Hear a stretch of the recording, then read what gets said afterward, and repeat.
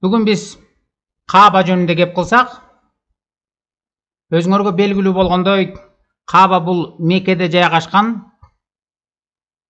мусулмандардын табынчу жери. Ага жылга адамдар барат дагы айланат, аны табынып, ошол жерге зыярат кылып келишет.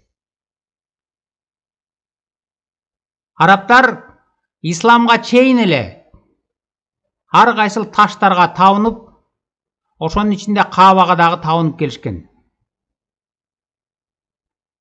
Ислам дини келгенге чейин эле бутпарас арабтар.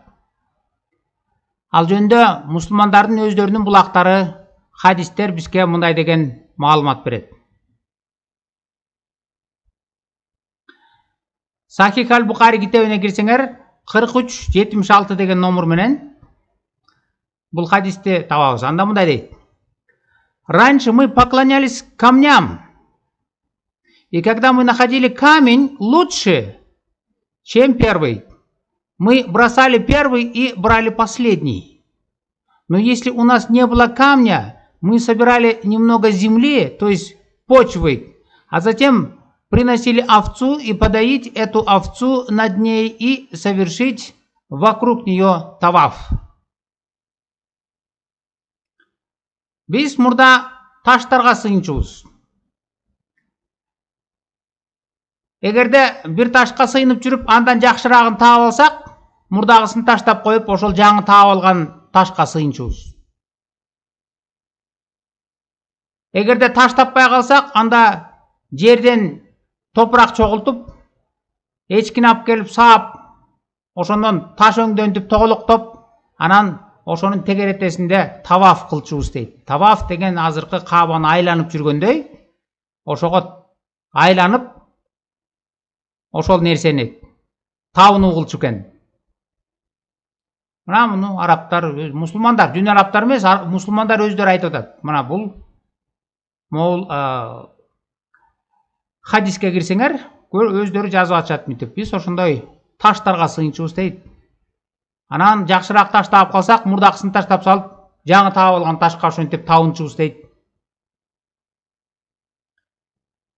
Мухаммед качан Меккени басып алганда, азыркы Кааба ташынын тегеректесинде 360, кечиресиздер, 360 буркан болгон.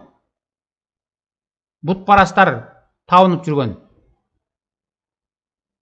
Мухаммед ошол 360 буркандын баарысын талкалап, жалгыз Каабаны калтырып койгон. Табыныш үчүн дагы.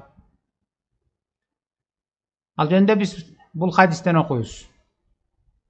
Сахих аль-Бухари 47:20 деген номер менен ачсаңар, мынтип турат: Посланник Аллаха вошел в Мекку в год завоевания, и вокруг Каабы стояло 360 идолов. Мухаммед Меккени басып алып киргенде, Каабанын тегеретесинде 360 идол же буркан турган. Мухаммед ошонун баарысын талкалап туруп, арасынан Каабаны калтырып койгон.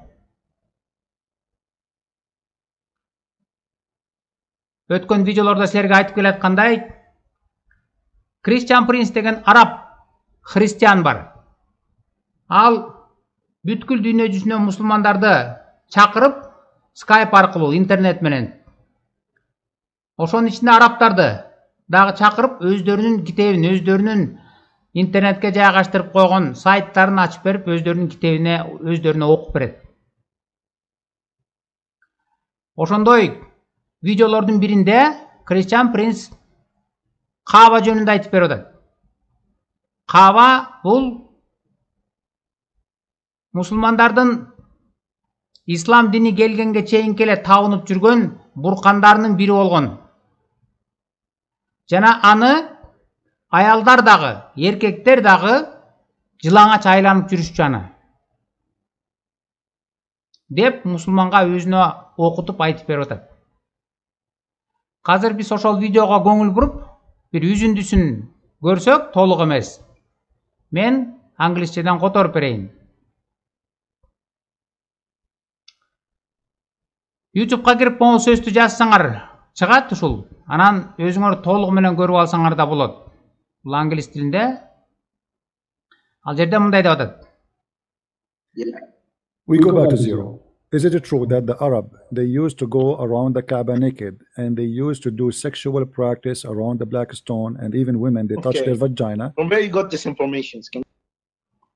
Christian Prince мусулманга суроо берип атат. Каабаны исламга чейин эле бутпарас арабтар жылаңач айланып жүрүшчү. Жана аялдар өзүнүн менструациясынан чыккан канды ошого шыбап, табынып, анан секс ритуалдарын аткарчу десе, мусулман айтып атат. Сен каяктан алдың бул маалыматты деп. Ал анда маалыматты таап берейин, сен өзүң окуп бересиңби деп атат. Can you tell me? So if I show you the information, are you going to read it for me? You said you speak Arabic, right? Yeah, I speak Arabic. Okay. Сен арабча билем дедиң, сүйлөйм дедиң. Мен ошол булакты таап берейин. Өзүңө көргөзөйүн. Сен ошону окуп туруп которуп бересиң анда, десе макул деди. Do you see my screen? No.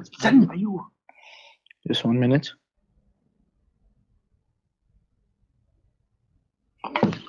No, because you speak Arabic, that will help us, right? You translate for me. I don't know what's going on there. Let us see what it says there, and you translate for us. Okay, no problem. Okay.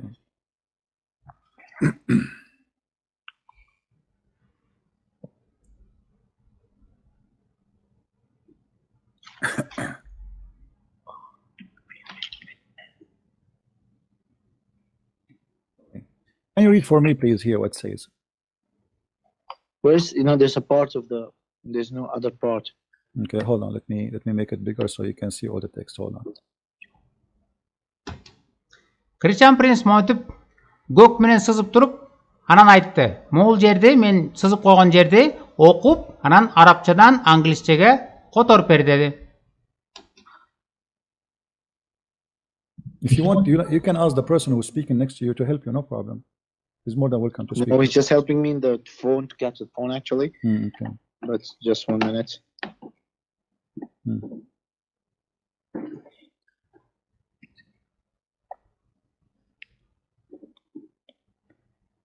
You mean this part, the small part? You're yeah, read. Yeah. I'm highlighting for you. Read for us, please. Yeah. Okay. وجاء جبريل بالحجر الأسود من السماء. Okay. Actually, the meaning of that, there's a Gabriel is a malak. Malak, angel. Yeah, he's an angel. Okay. Okay. That came from, we can say, how can I say it, from the heaven with the stone. Wonderful. Okay, you understand me? Okay. Actually, this stone was in a white color. Okay, the stone was white color because of when the stone came on the earth, because many people are doing bad things, so the white color wonderful changed into black color. How the black stone changed into black color? Read for me. This one I'm actually don't got many informations about it. Why you are avoiding translating, my friend? Read. Араб мусулман окуп туруп айтып берет. Асмандан Жебрейил периште Каабадагы ташты көтөрүп түшүптүр. Башында Каабадагы таш ак түстө болгон экен. Бирок адамдар жаман иштерди кылып аткандык себебинен таш карарып кеткен дейт. Анда Christian Prince айтып атат. Сен аягына чейин которбойсуңбу? Сөздүн аягына чейин. Эмне үчүн которуп бергенден качып атасың дейт. А мусулман аягына чейин которгусу келбей качып атат. Бул маалыматты каяктан алдың деп. For me what it says there. Does it say there? Because they used to touch. Does it say no? Read for me. Read for me. Why you stop reading? Why you stop reading? Read for me. Just understand what I'm saying. No, I understand. Can you read for us? Can you please? You see, I know you are the one who speak Arabic here. I am like Zakir Naik. I have no idea what are you talking about. Can you read for us what is highlighted there and what it says? Please translate. Is it true that it says there because they used to touch it with the blood women from their vagina, and this is why the black stone became black? Or I'm lying? What? Does it say that the people they used to touch the women blood from their vagina on the black stone, and this is why it became a black? Does it Can say you tell me from where? Can you tell me just 1 minute? Can you tell me from where the source of information? no is problem? But getting does it from? say that in Arabic there? Does it say No, that? just tell me the I source. will of tell you. I will information. tell you, my friend. I will. Араб мусулман аягына чейин которгусу келбегенде Кристиан Принц өзү которуп берди. Айтып атат. Бул жерде жазылып турабы? Аялдар менструациясынан чыккан кан менен ошону каба ташты шыбап атып, анан каба таш ак түстөн кара түскө айланып кеткен деп жазылып турабы? Жөн эле тастыктап берип койчу, эгерде которгуң келбесе десе. Араб мусулман айтып атат. Сен каяктан алдың бул маалыматты? Кана көргөзчү булагын. Десе, Кристиан Принц жооп берип атат. Мен көргөзөм сага. Кайсы булактан алганымды, кайсы китеп экенин көргөзүп берем азыр. Бирок сен азыр тастыктап берчи, мен которгон нерсе туура которуп атамбы? Ушинтип жазылып турабы арабча? Же мен жалган айтып атамбы деп. Андан ары. Tell you, but does it say that there? Are you telling? Just confirm, please. Just confirm. So it says that there, right? No, just 1 minute. Are you making fun of Islam? I'm not making fun, my friend. I'm showing you the reference. Бул жерде жазылып турганды мен которуп бердим, ушундай деп туура деп ушундай жазылып турат деп тастыктап берчи. Эгер өзүң которгуң келбесе десе, араб мусулман айтып атат. Сен эмне исламды шылдыңдап атасыңбы деп. Кристиан Принц айтып атат. Жок, мен шылдыңдаган жокмун. Мен болгону сен сураган нерсени көргөзүп атам. Мына мусулмандардын өздөрүнүн китебинде, өздөрүнүн сайтында ушинтип жазылып турат. Сен тастыктап бере аласыңбы? Мен исламды шылдыңдаган жокмун. Жазылып турган нерсени сага көргөзүп атам. Дейт. I will show you, but does it say that in Arabic? Because somebody told me. I want to be sure he's not lying to me. Does it say that there? Does it say that the black stone became a black because women, they used to touch their vagina with it? He hang up.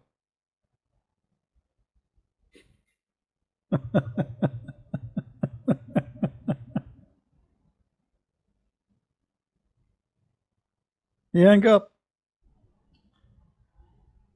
Мына кызыл менен чийип туруп дагы көргөздү. Мына ушул жерде аягында жазылып турабы?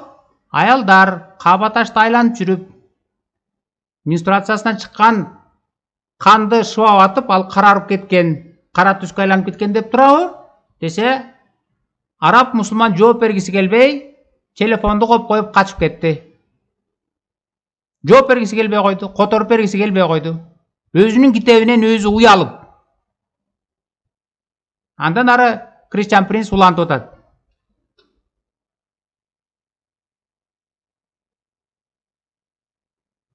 What I can say?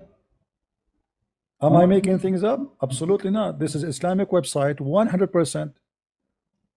This is Kitab al-Hawi fi Tafsir al-Quran. Мен эмне алдап атамбы? Абсолютно жок. Алдаган жокмун. Бул деген мусулмандардын өздөрүнүн 100% мусулмандардын өздөрүнүн сайты. Kitab al-Hawi fi Tafsir дейт. Kitab al-Hawi fi Tafsir al-Quran. Chapter of Al-Baqarah. Sorry guys, my voice is gone. Ayah 126. Kitab al-Hawi fi Tafsir al-Quran. Al-Baqarah suresi 126 ayat. Interpretation. We go down. Ayah 127, 129. Until we arrive here. It says that Gabriel, he came with the black stone from the sky. And it said that Abu Qubays, which is a mountain next to Mecca, next to the Kaaba actually, in Mecca, what the Muslim believe that during the flood of Noah, Allah he hid the black stone, which was white at that time, inside the belly of that mountain. And when the flood of Noah stopped, that mountain, he gave the livery of the black stone back. And then it was hiding there during the Noah, and he was like a pearl, white pearl from the heaven. But because the women of blood from period touching it, during the time of Jahiliyyah, which means before Islam, he became black. Кристиан Принц которуп берип атат дагы бир сирак. Жебрейил периште асмандан Кабанын ташын көтөрүп түшкөн дейт. Башында ал ак түстө болгон экен. Анан Нух пайгамбардын учурунда топон суу болгондо Аллах аны Кабанын жанындагы тоого катып койгон экен. Кийин топон суу басылгандан аны кайра алып чыккан дейт. Ал ак түстө болгон. Бирок исламга чейинки учурда адамдар Каба ташты айланып жүргөндө аялдар менструациясынан чыккан канды шыбап атып, анан ал карарып кеткен дейт. Who is the Muslim wanna say to me online? Кайсы мусулман мени алдап атат деп айта алат. Мына өздөрүнүн сайты, өздөрүнүн китептери, кайсы мусулман мени алдап атат деп айта алат дейт.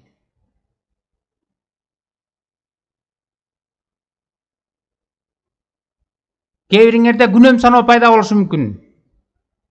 Муну арабчадан так которбой атат, же алдап атат, же англисчеден туура эмес которуп атат деген. Анда биз Элмир Кулиевдин эле китебин карап көрөлчү. Которгон Кураны бар. Буга чейин биз колдонуп келаткан. Ошол китептин 686 бети 218 номер менен хадисти ачсак мындай деп жазылып турат. Раньше женщины совершали обход вокруг Кабы в обнаженном виде, говоря: кто одолжит мне одежду, чтобы я прикрыла свою наготу.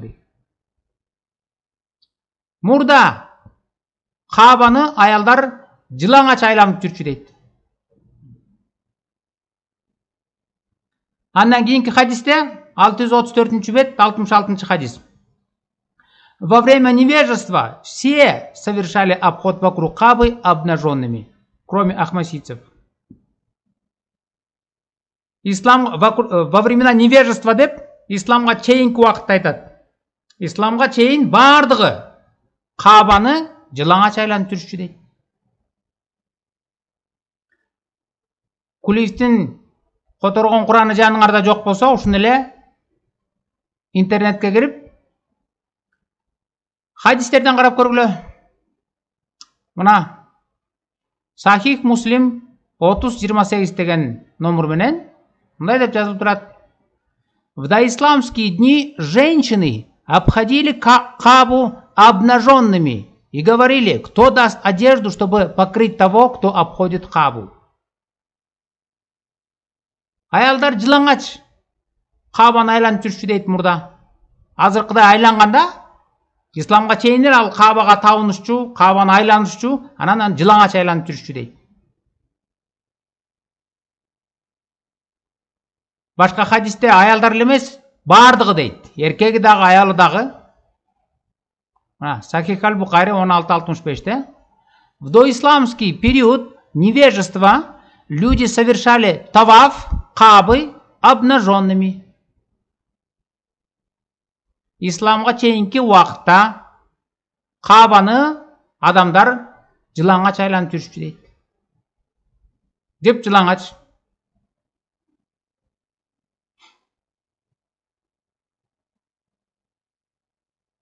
Bir neçe жыл мурун Бишкекте музейдин ичинде bir аял жылаңач ушундай жүргөн выставка болуп тур. Ошондо Бишкекте элдердин баары тең чуручу түшкөн. Бул эмне деген шумдук. Музейде жылаңач аял бастырып коюптур ары бериде. Мен муну туура дебейм. Ошол музейде жылаңач жүргөнүн. Бирок салыштырып көргүлөчү. Музей деген ал bir светтик уюм, светтик bir организация, музей. Жабык bir помещение. Ошонун ичинде bir аял жылаңач басып жүрүптүр. Ошого элдин баары тең чуручу түшүп, бул эмне деген шумдук, бул эмне деген бузулгандык. Музейдин ичинде жылаңач аялды бастырып коюптур ары бери. Деп чуручу түштү эле. Ал жөнүндө YouTube'га кирип карасаңар деле табасыңар. Ошол окуя жөнүндө кандай болгону басып жүргөндөн бери көргөзүп берип атат. Эми ал бир светтик музей экен. Мындайча айтканда кудайсыз. Ал эми диндин кайнаган жери деген Каабаны бир эле эмес, аялдардын бардыгы, аялдар эле эмес, эркектер да кошулуп алып, бардыгы жыпчылаңач айланып жүрчү деп атпайбы? Кээ бирлер айтышат, исламга чейин болчу ал деп. Анда исламга чейинки алар бутпарастар айланып жүргөн, секс ритуалдарын аткарып жүргөн, жыпчылаңач чечинип алып, ошолор табынып жүргөн нерсени эмне үчүн силер алып кайрат ыйык жерге айлантып алдыңар аны?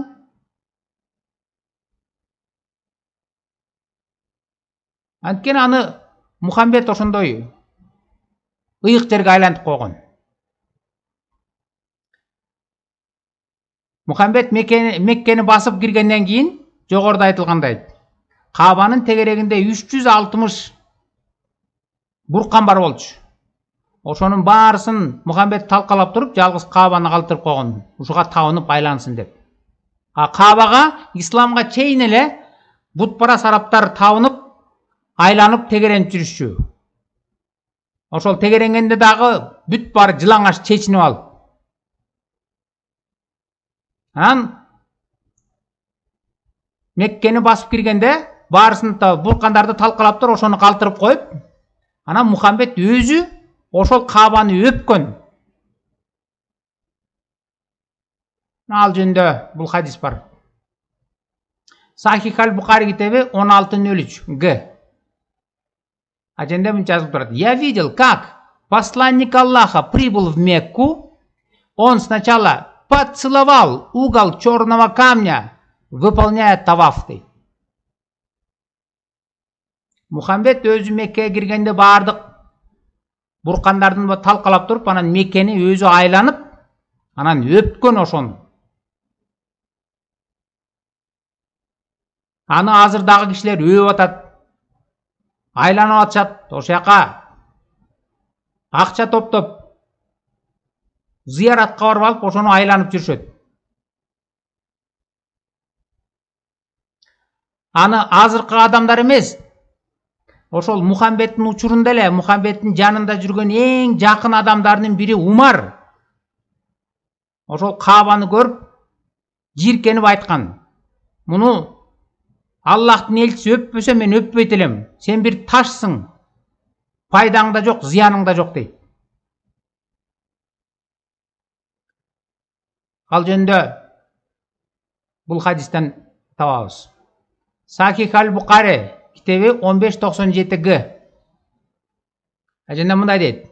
Умар подошел к черному камню, поцеловал его и сказал: без сомнения я знаю, что ты камень и не можешь никому принести пользу и никому не причинить вреда. Если бы я не видел, как посланник Аллаха целовал тебя, я бы не поцеловал тебя. Умар келип кара ташты өп, анан айтты дейт. Мен билем, сен пайдаң дагы, зыяның дагы жок бир ташсың. Эгерде Аллахтын элчиси сени өппөсө, мен сени өппөйт элем деген. Жада калса Умар жанында жүргөн, жиркенип айтып атат. Мен сени өппөйт элем, сенин бир пайдаң жок, ташсың. Зыяның да жок. Бирок Аллахтын элчиси өпкөндөн кийин аны өбүш керек да, антпесе ал Аллахтын элчиси эмнени кылса ошону аткарыш керек да. Ошон үчүн гана өптүм дейт.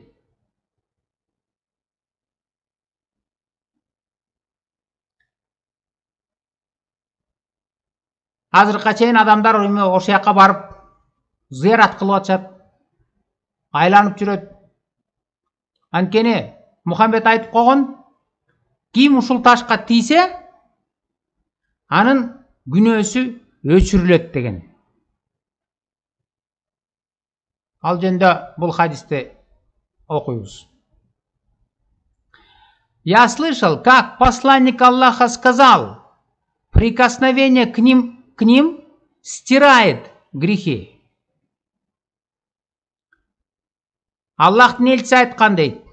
Егерде бұл ташқа ким тисе, анын күнөөсү өчүрүлөт дейді. Кечирилет эмес, өчүрүлөт.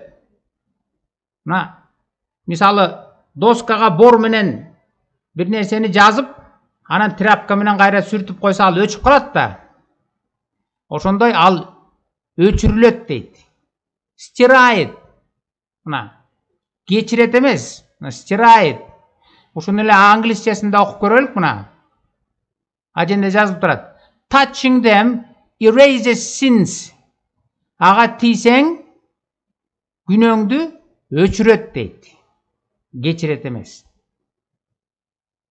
Адамдар бүгүнкү күнгө чейин ошого барып атышат. Айланып, ал турмак өпкүлөп атышат ошону. Google'га кирип могул сөздү жазсаңар чыгат мына. Башын салып алып өп атат, мунусу да өп атат, баарысы тең.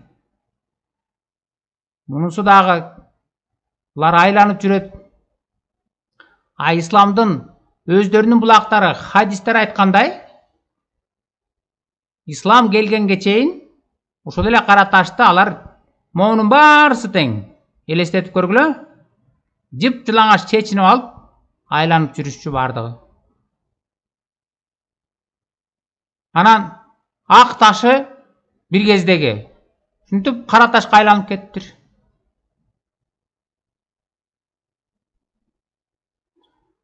Муну башка бирөөлөр айтып аткан жок.